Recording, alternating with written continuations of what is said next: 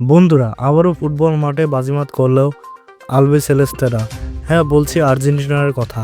আজকের ভিডিওতে জানাবো কিভাবে চিলিকে হারিয়ে দাপটের সঙ্গে বিশ্বকাপ বাছাই পর্বে এগিয়ে চলছে আর্জেন্টিনা।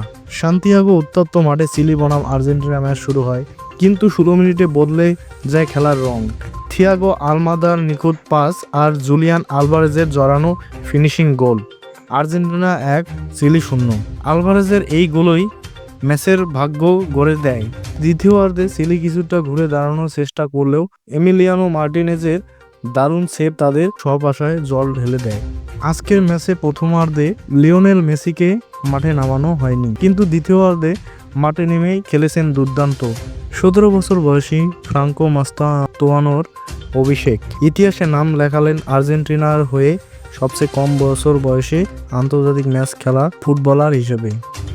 শেষ বাঁশি বাজার পর আর্জেন্টিনা 1-0 গোলে বিজয়ী। চিলির সামনে এখন কঠিন পথ, বিশ্বকাপ খেলা চ্যালেঞ্জের মুখে। বন্ধুরা, আর্জেন্টিনার এই জয়ে কি মূল্যায়ন করবেন আপনি?